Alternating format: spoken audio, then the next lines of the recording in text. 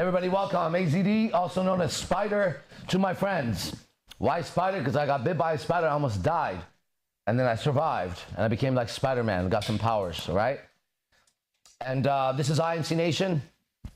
It's a worldwide movement, powerful philosophy. And myself, I see angels, I see demons, I see ghosts, I see gods. I see a lot of gods. What else do I see? Mostly I see gods. I see masters, right? Like the people that you read. Like let's say you've read, who have I met? Well, okay, well, we're going to do the gate today, right? If you've heard of Miyamoto Musashi, the swordsman, right? Miyamoto Musashi and I have a relationship. Because one time when I was, let's start with the story, okay? Many moons ago, I was living with a girlfriend of mine at the time in San Jose. And it was raining, and I couldn't sleep that night. Now, all day, my teacher, Manu Tupo, he'd passed away. All day, my teacher was in my mind. Like, really big. I couldn't stop thinking about him all day, right? And then, in the middle of the night, she was sleeping to my left. I look to my left, and the rain, and I realize how miserable my life is, right? That, you know, I had gone through such a major heartbreak from another relationship, and I bounced into another one right away, like that same night, right? So I had a relationship that I was into for 7.5 years, and I was in love, and I thought it was going to be everything. And then we break up, and that same night I have a new girlfriend, and that would be the girlfriend I'm with at this time, right? But miserable relationship. And so in the middle of the night, right, I can't sleep. I sit up. As I sit up, I remember my teacher's face, as if there was like a giant screen in front of me, right? And there was Manu, that big old head, just a head, a floating head, right? I was like, what the hell is going on? I remember she got up. She's like, you okay? I said, no, not really. And then I said, I'm going to walk outside. And I remember it was raining, and I put on some little cut shorts that I had, little black cutoff sweats. And I walked outside, barefoot, with no shirt, and I stood in the rain around 2:30 a.m. And it reminded me of that, like a madman laughing in the rain, little out of touch, little insane. It's just easy as it's dealing with the pain, right? So I was like, fuck it, I'm gonna go out there. So the rain is pouring on me. I look like a fucking movie. And I start crying just to make it a really great movie at this point, right? And then to add drama to the movie, the girlfriend decides to walk out at this time and find out if I'm okay. And, you know, she's like, come inside. And he comes out. No. You go inside, I'm going to fucking stand here and cry and be in the rain for a while. And somehow this ended. I went back. But then I remember when I woke up in the morning, right? Manu was in my head again. That's my teacher. And I knew two things. One, that I was going to go to the Church of Scientology, and I was going to pick up a series of lectures. That somewhere in these lectures, there was something I needed to know about time. Now, how, that's crazy, right? Not really, because that's how my life is. So I knew I'm supposed to go there. I'm supposed to go into their library. I knew which lecture series it was. There was clues about it in the lecture series, like when they talk on the back, like what it's about. So I knew it was in there. And I didn't know which audio it was. There was these, you know, audios you listen to. So I was going to dedicate the whole day going through it with the transcripts in my hand, listening, and seeing if I could find this idea that my teacher seemed to be trying to tell me from wherever he was. That was number one. And number two has nothing to do with this. So, oh yeah, number two actually does have to do with this, which is there was a song by Josh Groban, and it's called Remember, okay? And I knew I was supposed to listen to this lecture, find this idea. After I found the idea, I was supposed to listen to the song. Somehow I knew this. Maybe I was nuts. I don't know. But what else am I going to fucking do, right? So I go and I sit in the library and I pick up the lectures. It happened to be, I think, the first lecture or the second lecture. It was right there. It was a series of lectures, like 9 of them. And I know when I got to it. And it was this idea about time, okay? I'm just going to give you the idea that I got from it. It was this idea about time that it's possible for you and I to move through time as consciousness. And that time when you're, for example, let's say yesterday, last night, right? We were all out last night. That is now imprinted. All the energy that you and I put out last night, our presence, who we are, the environment, it's imprinted somewhere. We know that because you and I could go contact it too in our head. Remember last night and then talk about it, right? So it's imprinted. Now we know that energy doesn't really go away. So what happened to all that energy in the universe? Did it go somewhere? Akashic records, they call it. Right? So I listened to this lecture, and sure enough, I come across it. Now what's interesting is, as I'm reading about time, I don't know what he's saying about it, as I'm reading about time, something happens. And this is how it works for me, how I get visions. And some of these guys have seen it now, some of the girlfriends have seen it now. As I'm reading it, I get transported to the time of the samurai in Japan. And I'm walking in the marketplace. And I see Miyamoto Musashi. I know it's him right away. He is watching a samurai bumped into a what do you call it? A regular person. Samurai were a higher class, okay? They were like royalty, under royalty. So in the marketplace, he bumps into a guy. Now, what you got to know about the samurai, we're opening the samurai gate today, so we're ready to go. What you need to know about the samurai is that many samurai, when they would get a brand new sword, because the sword was like everything to these guys, okay? They wanted to test the sword. They wanted to test the sharpness of it, and they wanted to test it on a human body, right? Because what they do is they put reeds, or like these, they look like reeds. They're these, what is that called, a reed? When you type a bunch of shit and you cut it with a sword. Have you seen how they do that? What are those things? Yeah, well, they're like these, they're not bamboo, because bamboo you can't cut through like that, but it's kind of like some kind of plant, and they wrap them together. If you look at old samurai movies or cartoons, they have these things, and the samurai try to chop it with one chop. It's not easy. You're gonna have a real samurai cut to do it, right? However, some samurai wanted to test it on the human flesh. So what they would do is they would walk through the marketplace. I'm not sure. I wouldn't know if I saw the picture of it. It's the same thing that the eagle is holding, like this in his hands on the dollar bill, the sign for fascism. You mean a sickle? Not a sickle. It's a bunch of things wrapped inside a reed. So the samurai would walk in the marketplace, right? And purposefully bump into a commoner. Somebody whose body type they wanted to test the samurai sword on. And then what they would do is, you know, they would start yelling at the person and they would say, "You disrespected me." And they would challenge him to a duel. Now, this was a farmer, a commoner, a carpenter, okay? And I'm not feeling sorry for that person, by the way, when I say that, right? They had a choice to be a farmer or carpenter, and he chose to be a samurai, okay? Well, if you choose to walk around amongst lions and bears and tigers, and you choose to have no fucking claws and teeth or how to defend yourself, then too bad for you, you fucking pathetic little shrimp. That's your fucking call. So I got no sympathy for a fucking man who can't defend himself or stand up for himself, right? Fuck them all to hell. But that's not the point of the story. The samurai bumps into him, and I'm watching a samurai who to me is Musashi. I don't know how I know that. He is watching that, and there's a commotion. So I walk up. As I'm reading this is happening, by the way. This is not something I'm imagining. It's happening. And I walk up, and I watch how the samurai, and I see how Musashi steps in, and he takes the duel for the farmer, because Musashi wanted to know if he was the greatest swordsman. So he had a different game he'd play. He'd walk around and look to see a samurai challenge somebody, right? And if it was unrighteous or if he felt like it, he would step in and take the duel himself. He would challenge, right?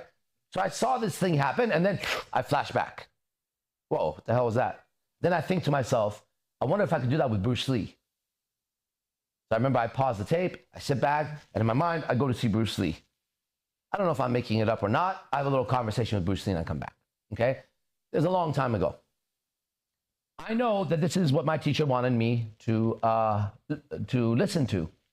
Then I go in my car and I play this song.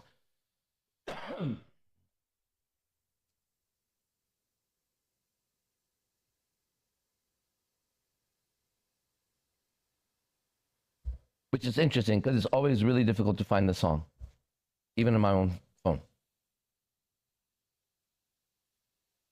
I have to put there it is. Listen now. So then I go in my car and I play this song during lunchtime. And the words are important. See if you can hear the words.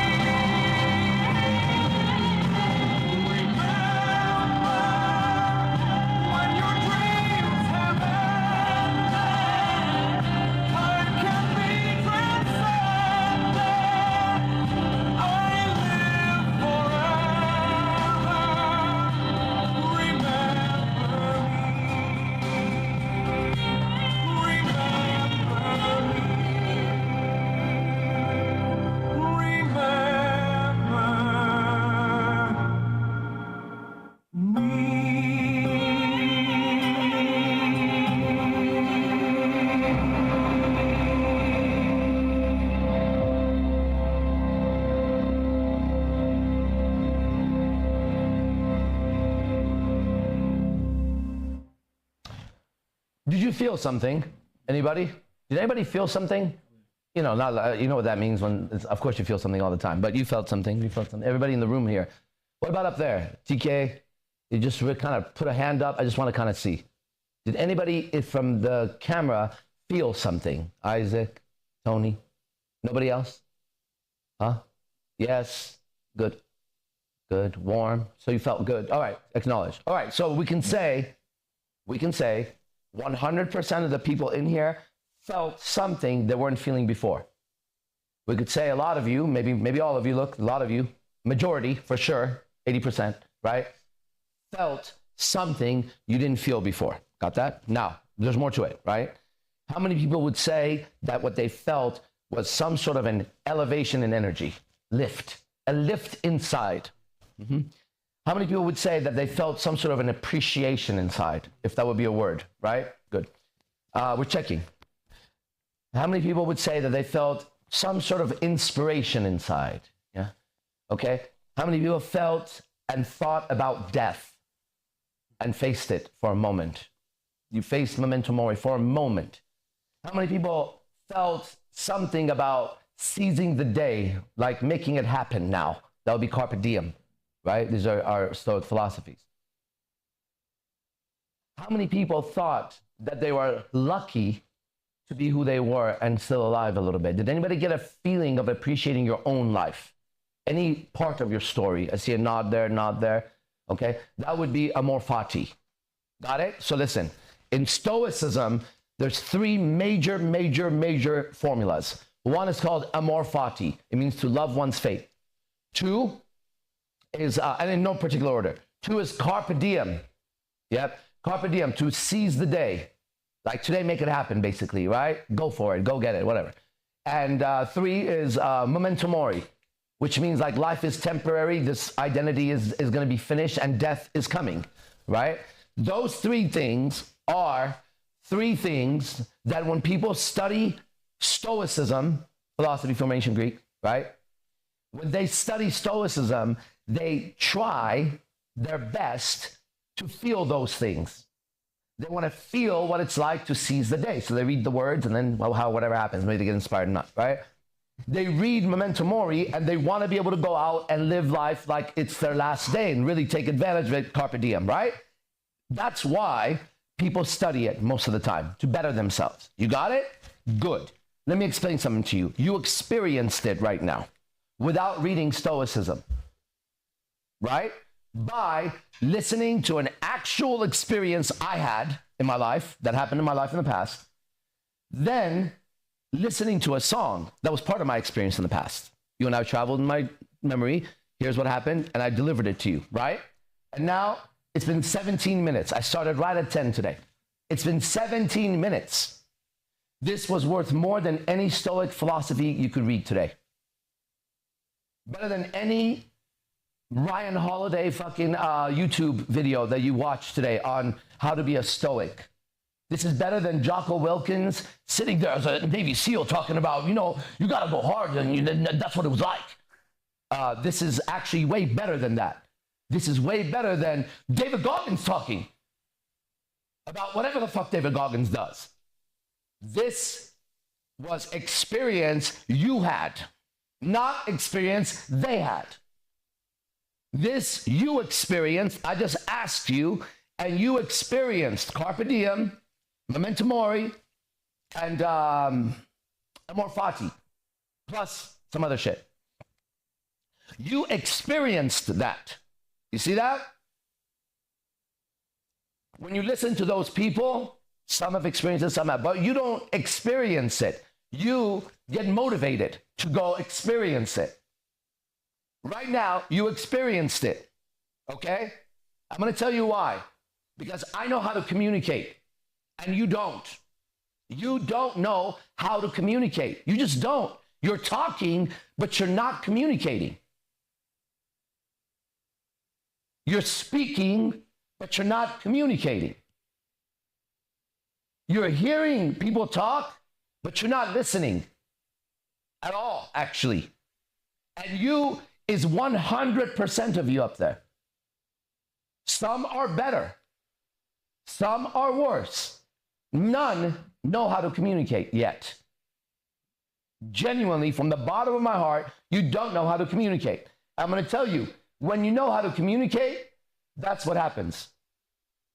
I communicated my experience to you, and you got it. It didn't even matter if you didn't have the fucking machine to receive. All you had to do was tune in today at 10 a.m. to www.abrahambacon.com AZ motherfucking DINC Nation, spider.com. And if you could even get a faint ding, right? You could be in goddamn China right now. If you got a faint ding, right? You were going to hear the song that I was going to play. You were going to hear the communication, and you were going to receive it. Because he who communicates is a higher being. I'm a higher being than you. For that reason, I can take your women from you as I can take every single one of their women's and their girlfriends. On my mother's life, if I wanted their girlfriends, I could take them from them. And they need to know that about me. And there's nothing they can do about it, or you. Because that's what would happen if a being who knew how to communicate arrived. Now, ready? All it is learning how to communicate. Nothing else. If anything is special about me, is somehow, don't ask me how, I don't know what ladder I climbed to get here. Somehow, I get it when it comes to communication. I get it. I understand it. I read the book and I got it. Right? And he who communicates is one who could lead. He could seduce. He could sell. He could convince. He could influence. He could control. He could command. He gets respect. He gets, those are the things he was putting out. In return, he gets respect. He gets admiration. He gets love. He gets support. He gets wealth. It's an in and out breath. He who communicates, this is his rewards. And no muscle can beat him. It doesn't matter how big the dragon is. If the dragon can understand my words, he'll go to sleep. It doesn't matter. He just has to understand my words. But that's what a communicator is, a messenger. Very dangerous. Very dangerous. No sword, no gun, no muscle, no money, no looks, no amount of people. If you bring 100 people here to attack me, you're going to have 99 people attacking you in a little bit. That's the power of it. If 1,000 people draw guns, a communicator can make them put those guns down, sell those guns, turn them around on you, or even on their own head. That's what communication is. It's the secret of the gods. I know it for a fact. One of the secret of the gods is communication. For that reason, the slaves were not allowed to learn language, because language would free them. So anytime somebody has wanted to keep somebody down, they didn't want that person to understand the words and symbols and how to communicate. There was no other way to do it. Somewhere, somebody who knew how to communicate will always defeat the people who don't know and have guns and knives and swords. For that reason, on earth, right now, communist countries don't allow people to communicate freely. If you went to China, you would have your own version of the internet, and it wouldn't be this one. And if you come to the United States, it's no longer free speech on the internet. It's still free speech in the house. Okay? But not on the internet. I know, because we've seen videos come and go that shouldn't have gone. We know you get banned. Go ahead, go on your Facebook, go on your Instagram right now and put a video of a woman grabbing her child and saying how ugly the child is on camera. I put that up in my Instagram, right? A little baby, an innocent little baby. She goes, look, right? She's disgusted by her child. And the caption I was going to write was simply this. Ready? Idiot. I was going to write idiot. And it gave me a warning. This is a warning because you get banned by... And I'm like, idiot? That's not an idiot? How about cunt? Will cunt work for this one? Right? I can't call it what it is. Why? Who's getting offended? You guys getting offended by words? Is that what you're doing? You can't communicate.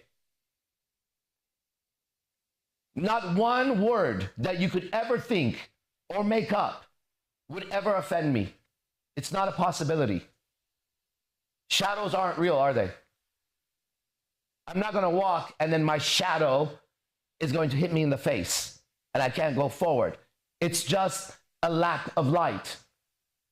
Your words are the shadows of the energy inside of it. You don't got energy, bro.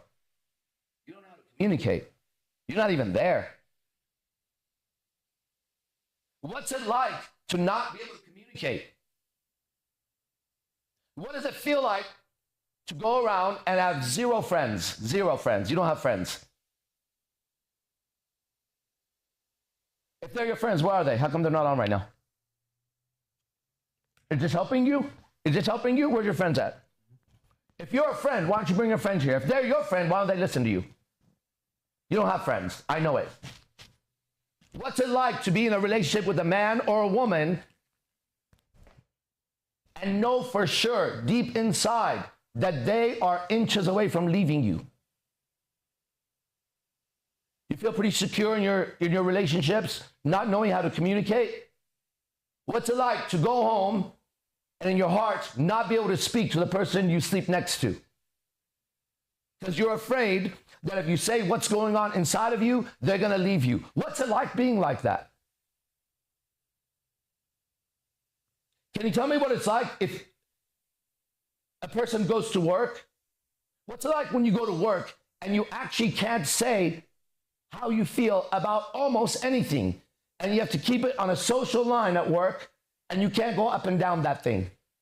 What's it like to be 6-7 hours slaving away like a prostitute just so someone can pay your fucking bills? You sound like a prostitute. You sold yourself for money. What's it like to go get a job and not be confident and secure in the interview because you don't know how to communicate? What's it like to not know how to text a girl? What's it like to ask me, what do I say? Well, I'll tell you, but make sure I'm fucking her too.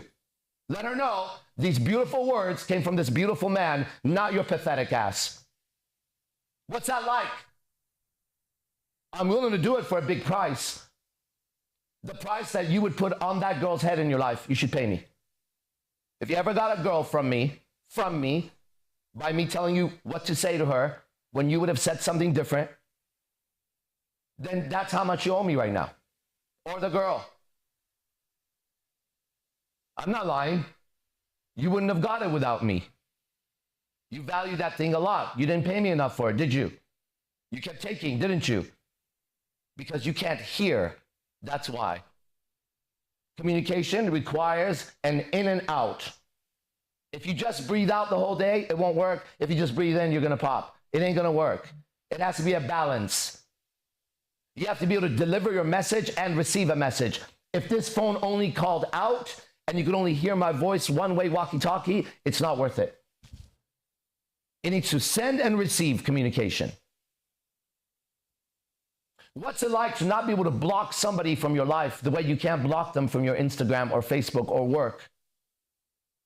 What's it like to have a disease around you 24 hours a day in the form of an ex, a baby mama, baby daddy, a mother you hate with a passion, a father you've never forgiven, so you hate them too, resent? What's it like to live like that? Are you okay? Because you can't lie, you're not okay. Do you understand? There's a solution here. Do you understand? I don't have your problem, but I did. Do you understand? I know your problem because I had your problem. That's why you can't lie to me. Because I got myself through that.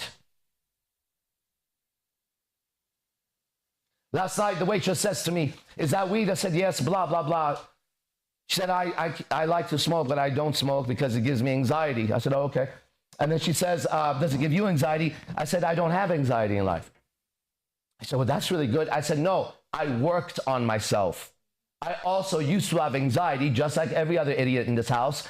Not house here. I'm talking about my mind last night. It's like my house wherever I go. Just so you know, I'm at home wherever I go. I'm at home here. I'm at home there. I'll be at home in a jail cell. I'll be at home next to the devil. I'll be at home being tortured. It don't matter. Home is where I'm at. Why? Because home is a place where you find love, isn't it?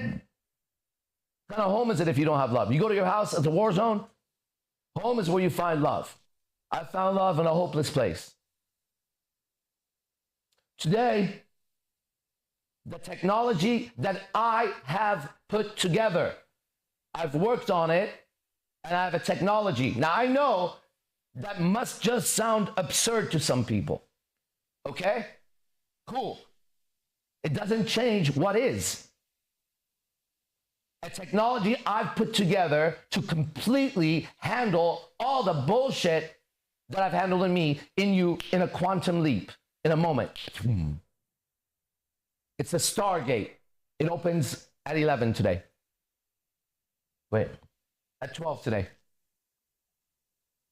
And that Stargate is called Samurai. And I'm going to take you with my language, and I'm going to deliver to you what I stole from the samurai. I've stolen the secret of the gods. I can do it. Because once you understand language, you could always go into any program and understand the programming of it. I'm going to give you the programming of the greatest samurais that ever lived. Today, starting with Masashi. Get ready to meet Masashi today. Now, on my website, I have a new thing. I didn't even know it existed. Check this out. Because money is everybody's fucking problem. I hope one day you wipe your ass with your money. That's how much money you have. Doesn't make sense not to have this shit. If you go on my website and you want to purchase it, there's this program thing they have that we affiliate ourselves with. So I think it's $500. I don't know how much it is. I think $500 for the leap, okay? And you can't afford it. It's okay. They give you a little loan. You're going to have to pay them interest. They pay me so I can deliver to you. Don't worry about it. And you can do that up to $15,000 with me. Got it? Here's how you do it. Because you have until 12 o'clock. And I'm telling you, from the depth of my goddamn soul, you needed more than you could fucking imagine. You need it so fucking bad, it's unreal. Aren't you sick of your chains? What chains am I talking about? You can't communicate. I'm only talking about that chain, no other chain. The one that grips your soul, that one. Aren't you done? Now, what are you going to do? Try it. Make a decision to communicate today, and I'll see you splattered down in the fucking valley as I look at you from the mountain. You think it's that easy? Then do it. I fucking triple dare you. Today, decide to go communicate everything you want. Try it. First of all, you won't do it. Why? You don't have the courage. Facts. Facts. 2, should you manage to pull off 2 hours of it today, just for 2 hours, go around and communicate. Really fucking communicate. Should you do it, then I'll see you splattered on the floor. It takes skill, it takes practice, and it takes work on oneself. And it is the absolutely most difficult thing I've ever accomplished in this life. No matter what else I did, to learn to communicate properly is the most difficult. But out of everything I've done in life, all of those things don't even measure up to being able to communicate. That's why, for that reason, is why I'm a black belt under Batata, the first black belt. Mystery's #1 student. Anthony Jacquin's fucking protege, and whatever the fuck name you could give me on that one. For the reason that I know how to communicate. I could always hear the teacher, hear his language, take his code, and I knew how to put it inside of me and manifest that. I didn't need to read 1,000 books. The mystery method was enough for me to understand the mystery method. All of it. And if I couldn't apply the book, I can guarantee you the book is booby-trapped. For example, The Surrender Experiment with Michael Singer is booby-trapped. For example, The Power of Now, Eckhart Tolle, is booby-trapped. It's designed to trap you, not free you. And how do you know that? Because Oprah Winfrey pushes it on her program as a very important thing. And just research who she is, what she's connected to, what she's engaged in, And if a person like that, with that much power in the world, in media, comes and gives a whole month to one author, then you better make sure you burn that book as fast as you can, bro. We're going to go to what's called the Bad Boys Club, all right? That's for the men. I hope to see you there. Everybody else, that's the lecture today. Oh, be the best and fuck the rest.